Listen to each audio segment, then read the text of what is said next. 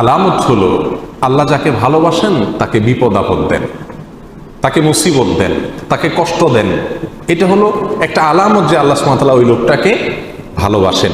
এ বিষয়ে সুনানে তিরমিজির এক হাদিসে আসছে, রাসূল আকরাম সাল্লাল্লাহু আলাইহি ওয়াসাল্লাম ইরশাদ করেছেন, ওয়া ইন্নাল্লাহা ইযা আহাব্বা কওমান ইবতালাহুম, আর যখন আল্লাহ সুবহানাহু ওয়া তাআলা কোনো মানুষকে, কোনো জাতিকে ভালোবাসেন তখন তাদের পরীক্ষা নেন, তাদেরকে মুসিবত দেন, কষ্ট দেন, রোগে শোকে অসুবিধায় ফেলে নানাভাবে আল্লাহ সুবহানাহু ওয়া তাআলা তাদেরকে পরীক্ষা করেন। এই যে বিপদ আপদে ফেলে দেওয়া, এটা কিন্তু আল্লাহ সুবহানাহু ওয়া তাআলার ভালোবাসার একটি আলামত। ফামান রাদিয়া ফালাহুর রিদা ওয়া মান সাখাতা ফালাহুস সাখত। আল্লাহর এই দেওয়া পরীক্ষায়, কষ্টে যে ব্যক্তি সন্তুষ্ট হয়ে যায়, আল্লাহর ফয়সালাকে মেনে নেয়, ফালাহুর রিদা, তার জন্য আল্লাহর সন্তুষ্টি অবধারিত হয়ে যায়। আর যে ব্যক্তি আল্লাহর এই ফয়সালায়, আল্লাহর এই কষ্ট দেওয়ায় সে অসন্তুষ্ট হয়ে যায়,